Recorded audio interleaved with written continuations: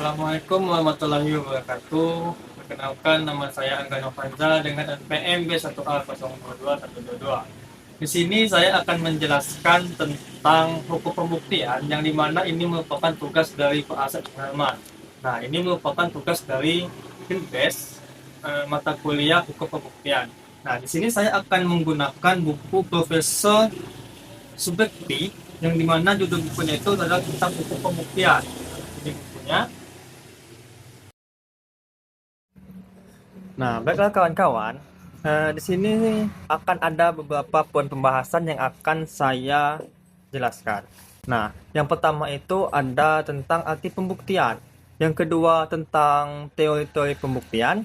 Yang ketiga pembuktian dalam perkara pidana. Yang keempat hal-hal yang tidak perlu dibuktikan. Dan yang kelima alat-alat bukti dalam persidangan. Nah, pertama kita akan menjelaskan dulu tentang apa sih itu sebenarnya arti dari pembuktian.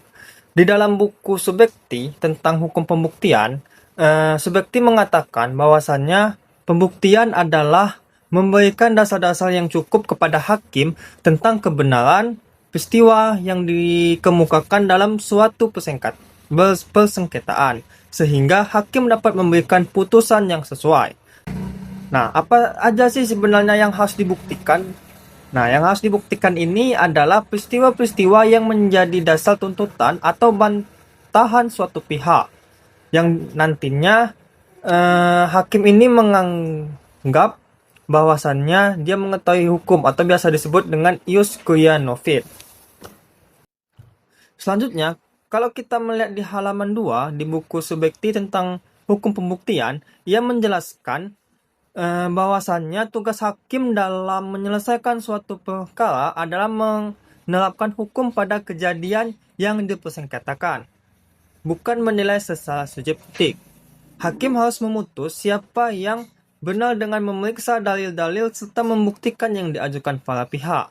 Putusan hakim tidak boleh berdasarkan kehendak pribadi, melainkan harus didasarkan pada aturan pembuktian yang ditetapkan undang-undang. Karena itu, setiap pihak yang berperkara berkewajiban membuktikan dalilnya masing-masing agar hakim dapat mengambil keputusan yang adil sesuai dengan hukum. Kapan sih pembuktian ini diperlukan? Jadi kawan-kawan, pembuktian ini diperlukan ketika pihak yang mengemukakan dalil dibantah oleh pihak lawan. Seperti kalau misalnya dari pihak terdakwa telah menyampaikan surat dakwaan, terus dibahas lagi oleh dari tersangka, membahas balasan, sehingga nanti ketika sudah selesai administrasi semuanya, barulah masuk ke dalam pembuktian. Nah, dengan kata lain, pembuktian ini adalah suatu usaha untuk meyakinkan hakim mengenai kebenaran dalil-dalil atau peristiwa yang diajukan salah satu pihak dalam suatu perkara. Adapun tujuan dari pembuktian. Nah, dalam tujuan pembuktian ini ada yang namanya itu tujuan utama pembuktian. Tujuan utama dari pembuktian tersebut terdapat 4 poin. Yang pertama itu, pembuktian bertujuan untuk membentuk keyakinan hakim mengenai kebenaran peristiwa atau dalil yang diajukan oleh para pihak. Sehingga nantinya hakim ini pada akhirnya harus memutus dan pembuktian membantu hakim menentukan apakah peristiwa yang didalilkan oleh si terdakwa ini benar atau tidak. Yang kedua, pembuktian ini bertujuan untuk menjadi dasar penjatuhan putusan hakim. Nah, jadi putusan hakim ini tidak dapat menjatuhkan putusan tanpa adanya dasar peristiwa yang terbukti. Oleh karena itu, pembuktian menjadi sarana untuk memberikan landasan yuridis dan faktual bagi hakim dan memberikan putusan. Selanjutnya, yang ketiga, pembuktian ini bertujuan untuk menguji dalil para pihak. Nah, pembuktian ini nantinya seperti klaim, sangkalan, atau bantahan para pihak memiliki dasar yang kuat atau tidak. Itu akan diuji dan merupakan tujuan dari pembuktian itu sendiri. Terus yang terakhir, untuk menghindari kekeliruan dan ketidakadilan. Dengan adanya pembuktian yang sah, proses peradilan dapat menghindari keputusan yang didasarkan dengan asumsi pribadi, subjektivitas hakim atau ketidakadilan terhadap salah satu pihak. Selanjutnya, kita akan masuk ke dalam fungsi pembuktian. Sebenarnya fungsi pembuktian ini apa sih? Nah, di sinilah saya akan menjelaskan tentang fungsi dari pembuktian itu sendiri. Nah, jadi pembuktian ini memiliki 5 fungsi utama. Yang pertama itu, pembuktian ini berfungsi untuk menentukan pihak mana yang berhasil membuktikan dalilnya, sehingga nantinya akan memenangkan perkara. Yang kedua, pembuktian ini berfungsi sebagai prosedural, yaitu membantu menegaskan siapa yang wajib membuktikan, penggugat atau tergugat, sejauh mana kewajiban pembuktian dilakukan, dan kalau kita melihat dalam adagium hukum, yaitu seperti adanya adagium hukum actori incumbit probatio, yang dimana artinya itu barang siapa mengaku mempunyai hak, maka dialah yang harus membuktikan. Nah, yang ketiga, pembuktian ini berfungsi sebagai menjamin kepastian hukum. Dengan adanya alat bukti yang sah dan cara membuktikan yang benar, proses peradilan nantinya akan menjadi terstruktur. Pastinya akan tidak adanya sewenang-wenangan dalam peradilan dan akan memberikan kepastian hukum bagi masyarakat, baik kepada masyarakat, orang yang berperkara, orang yang memiliki hak, dan elemen yang ada di dalam persidangan tersebut. Nah, selanjutnya, yang keempat, pembuktian ini berfungsi untuk menyaring dalil yang benar-benar terbukti dan membedakannya dari klaim yang tidak mempunyai dasar. Dan yang terakhir, pembuktian ini berfungsi menjadi pedoman hakim dalam menilai fakta. Maka sebab itu, kawan-kawan semuanya, pembuktian ini tentunya memiliki arti penting dalam suatu peradilan, memiliki tujuan pertama, dan itu berfungsi baik bagi masyarakat, baik bagi para pihak, dan elemen yang ada dalam peradilan. Nah, baiklah kawan-kawan semuanya, itu tadi merupakan penjelasan awal tentang arti dari pembuktian itu sendiri. Kita mengenal seperti definisi dari pembuktian, kita sudah mengetahui apa itu tujuan dari pembuktian, dan fungsi dari pembuktian itu sendiri, baik bagi masyarakat, orang yang berperkara, dan elemen yang ada di dalam peradilan. Nah, kawan-kawan sekalian, ketika kita sudah membahas tentang arti dari pembuktian ini, maka kita akan lanjut ke pembahasan kedua, yaitu tentang teori-teori yang ada dalam pembuktian atau teori pembuktian. Nah, dalam teori-teori pembuktian ini, terdapat 5 teori yang saya pakai. Yang pertama itu, teori pembuktian formil. Jadi kawan-kawan, teori pembuktian formil ini merupakan suatu sistem pembuktian yang sepenuhnya mengikat hakim pada jenis dan tata cara penggunaan alat bukti sebagaimana ditentukan oleh undang-undang. Nah, kalau misalnya dalam hukum pidana tentunya kita akan menggunakan KUHP. Kalau misalnya dalam perdata, kita menggunakan hukum acara perdata atau KUH, hukum Kitab Undang-Undang Hukum Acara Perdata. Nah, karena kita merupakan mahasiswa hukum pidana, maka kita lebih menjelaskan tentang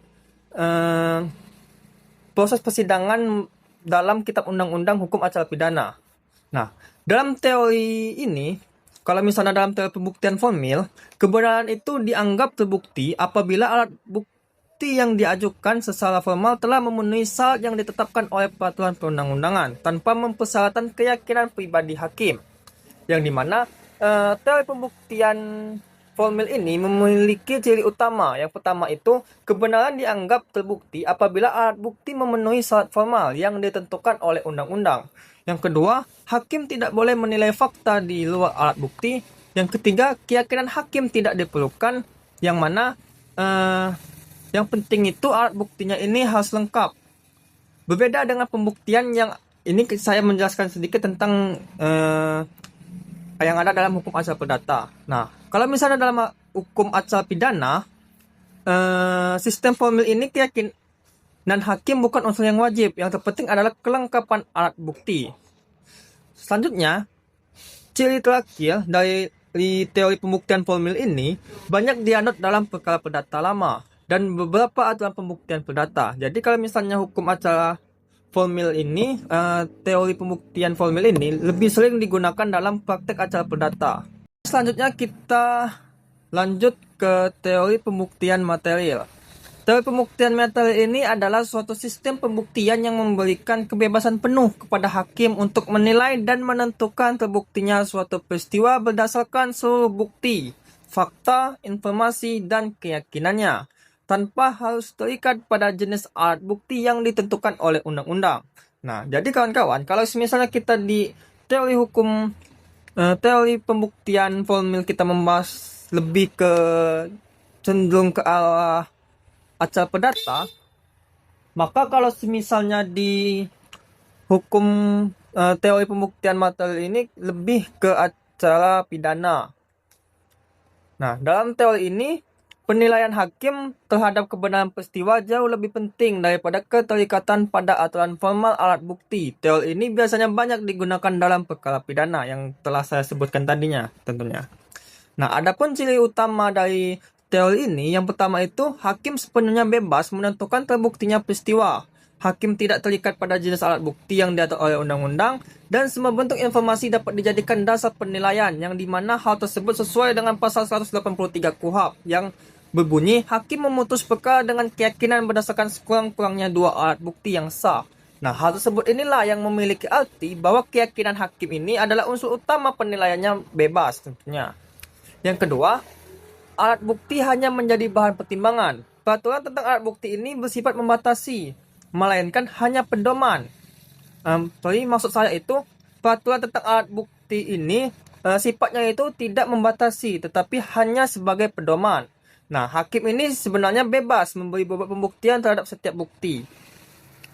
Selanjutnya, teori pembuktian materi ini sangat cocok jika ingin mencari kebenaran material, yang dimana meskipun dalam pasal 184 KUHP itu menentukan alat bukti formal, tetapi hakim memiliki ruang interpretasi dalam menilai kekuatan pembuktian sehingga memberikan nuansa material.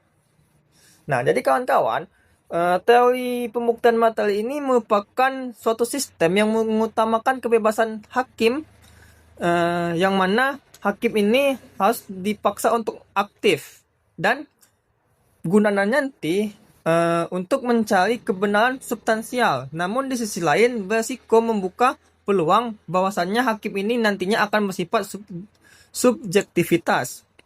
Nah, unsur-unsurnya ini tercermin dalam prinsip pencarian kebenaran material dalam hukum acara pidana serta kewajiban hakim menggali keadilan menurut Undang-Undang Kekuasaan Kehakiman. Nah, selanjutnya dalam teori pembuktian negatif. Teori pembuktian negatif ini merupakan suatu sistem pembuktian yang mengharuskan dua unsur untuk terpenuhinya pembuktian, yaitu harus ada alat bukti yang sah menurut undang-undang dan keyakinan hakim terhadap kebenaran peristiwa tersebut. Selanjutnya, dalam teori pembuktian positif. Nah, teori pembuktian positif ini merupakan suatu sistem yang pembuktiannya ini mengikat hakim pada ketentuan alat bukti yang diatur oleh undang-undang, baik dari segi jenis, jumlah, maupun kekuatan pembuktiannya. Dalam teori ini, keyakinan hakim tidak diperlukan selama alat bukti formal sesuai dengan undang-undang telah terpenuhi. Maka, perbuatan yang dianggap secara hukum itu telah terbukti. Nah, ciri-ciri dari teori ini yang pertama itu hakim tidak perlu membentuk keyakinan pribadi asal alat bukti formal sudah lengkap, itu dianggap sudah terbukti dan ditekankan pada ketentuan formal, yang dimana yang telah dijelaskan kalau misalnya ketentuan formal itu melihat undang-undang, terpaku dengan undang-undang. Nah, yang terakhir itu adalah teori pembuktian bebas. Nah, dalam teori pembuktian bebas ini, hakim bebas menilai alat bukti dan tidak ada batasan jumlah alat bukti. Tidak ada aturan membatasi jenis bukti, tidak ada batasan jumlah minimum, dan hakim dapat mencari kebenaran material secara maksimal.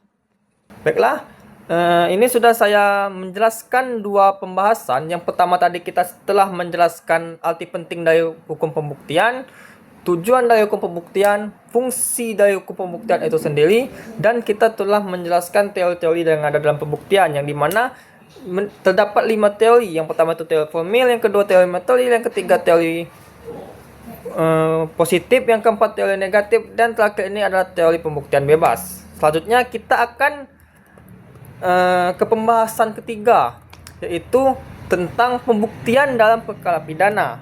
Nah, untuk lebih lanjutnya mari lihat di PPT sebelah saya ini. Oke kawan-kawan sekalian, sekarang saya akan menjelaskan tentang pembuktian dalam perkara pidana. Nah, jadi pembuktian dalam perkara pidana ini merupakan suatu proses untuk mencari dan menemukan kebenaran material, yaitu kebenaran yang sebenar-benarnya tentang apakah terdakwa melakukan tindak pidana sebagaimana didakwakan jaksa. Jadi, pembuktian tidak hanya dimaknai sebagai langkah teknis, seperti kita mengajukan alat bukti, tetapi dalam pembuktian yang ada dalam perkara pidana ini merupakan prosesnya ini sistematis, yang nantinya itu bertujuan untuk memastikan bahwa setiap masyarakat dapat dipidana.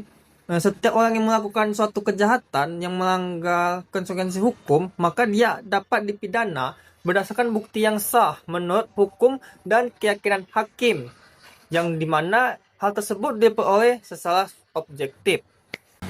Nah, jadi tujuan utama dalam pembuktian pidana ini bukan sekedar formalitas, tetapi memastikan bahwa tidak seseorang pun bisa dipidana atau dapat dipidana tanpa bukti yang sah dan keyakinan hakim.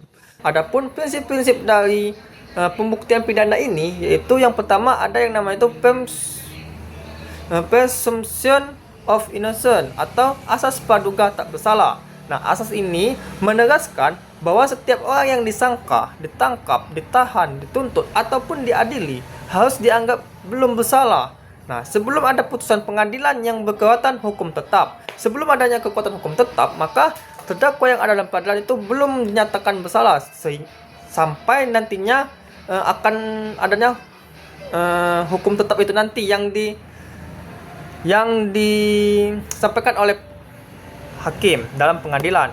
Nah, dalam konteks pembuktian, asas ini berfungsi sebagai pelindungan fundamental terhadap terdakwa agar proses peradilan tidak dijalankan berdasarkan prasangka atau tekanan publik. Artinya, beban untuk membuktikan kesalahan bukan berada pada terdakwa, melainkan pada penuntut umum, dan setiap keraguan harus ditafsirkan untuk kepentingan terdakwa.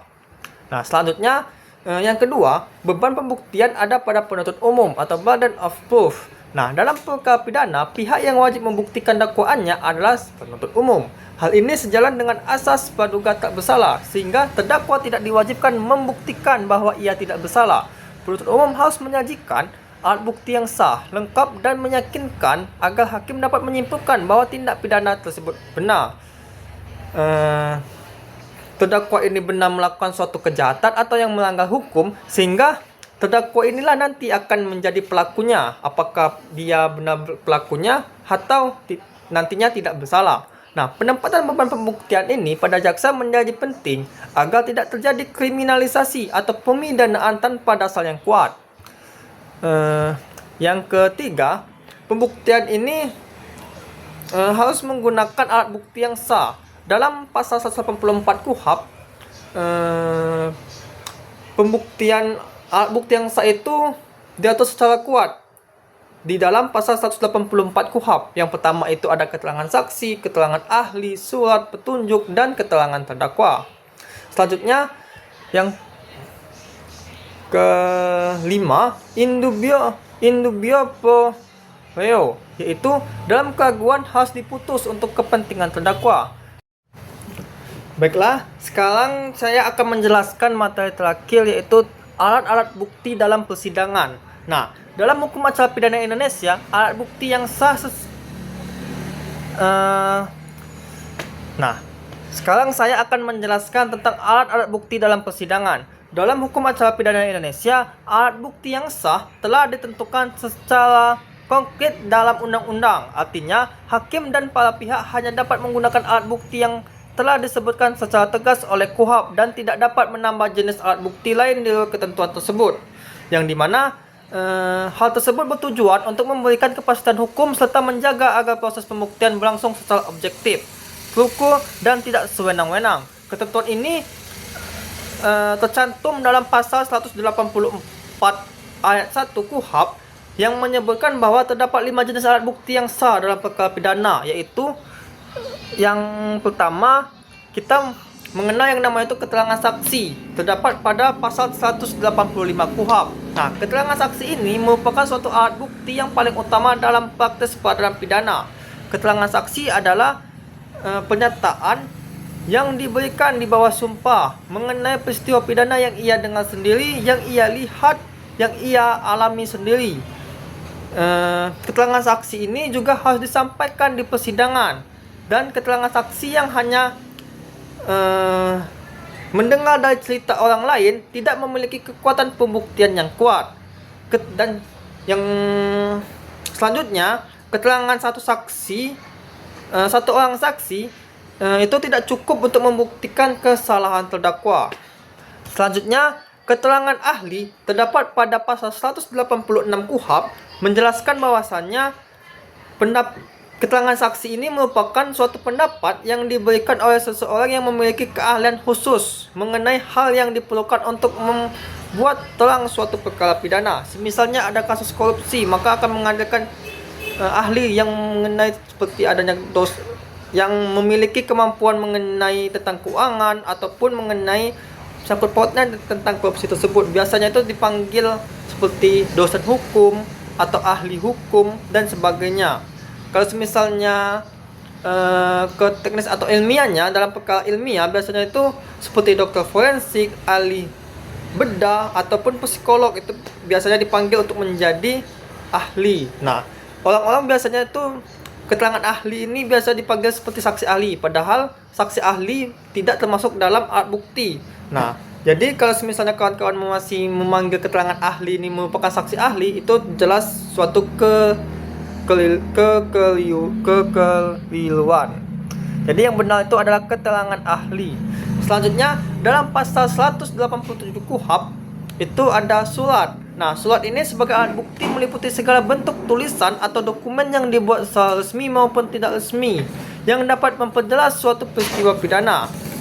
Dalam KUHP, surat ini diatur beberapa jenis surat yang dapat dijadikan bukti. Yang pertama itu tentang adanya contohnya seperti berita acara yang dibuat oleh pejabat yang berwenang, misalnya BAP kepolisian, visum et repertum, dan sebagainya. Selanjutnya ada surat yang dibuat menurut ketentuan perundang-undangan, dan biasa juga surat ini bentuknya seperti kwitansi, catatan, rekaman transaksi, email, atau dokumen digital yang dicetak. Surat biasanya menjadi pendukung alat bukti lain seperti keterangan saksi atau keterangan ahli. Selanjutnya, petunjuk. Nah, petunjuk ini terdapat dalam pasal 188 KUHP. Petunjuk merupakan alat bukti tidak langsung yang diperoleh dari keterangan saksi, surat, ataupun keterangan terdakwa. Petunjuk ini adalah kesimpulan logis yang ditarik oleh hakim didasarkan fakta yang terungkap di persidangan. Contohnya, yang petunjuk ini seperti barang bukti yang ditemukan di lokasi, jejak darah, rekaman CCTV, hasil analisis pola kejadian. Dalam praktik, petunjuk ini menjadi alat bukti penting dalam kasus yang minim saksi langsung. Jadi, petunjuk ini biasanya itu keyakinan dari hakim itu sendiri. Nah, selanjutnya keterangan terdakwa. Keterangan terdakwa ini terdapat dalam pasal 189 KUHP, yang mana keterangan terdakwa ini merupakan keterangan yang diterangkan oleh terdakwa tentunya. Keterangan ini dia diterangkan di persidangan mengenai perbuatan yang ia lakukan atau yang ia ketahui. Nah, jadi penting juga untuk kawan-kawan ingat bahwasannya keterangan terdakwa ini bukan bukti yang berdiri sendiri. Jadi, keterangan ini harus didukung oleh alat bukti yang sah. Pengakuan yang diberikan pun, kalau misalnya pengakuannya ini di luar sidang, itu hanya dapat digunakan jika didukung bukti lain, dan keterangan terdakwa diberikan tanpa tekanan atau paksaan. Keterangan terdakwa dapat bermanfaat untuk menguatkan kronologi, menjelaskan motif, atau memberikan klarifikasi atas alat bukti lain.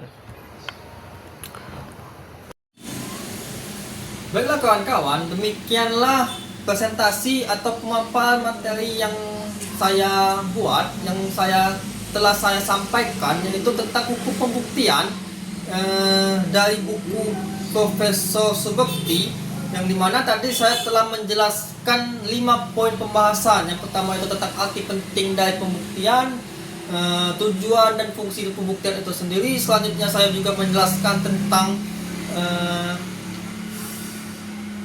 unsur-unsur yang ada di dalam pembuktian ataupun asas pembuktian itu sendiri, dan juga saya juga menjelaskan apa yang harus dibuktikan dan apa yang tidak perlu dibuktikan. Saya menjelaskan juga tentang alat bukti yang sah menurut KUHP dan menjelaskan tentang pentingnya mempelajari hukum pembuktian itu sendiri. Nah, jadi kawan-kawan, itulah penyampaian dari saya. Jika saya ada salah kata, saya ada kekurangan dalam penyampaian materi ini, saya mohon maaf. Sekian dari saya. Akhir kata, kepada Allah SWT saya mohon ampun. Saya akhiri. Wassalamualaikum warahmatullahi wabarakatuh.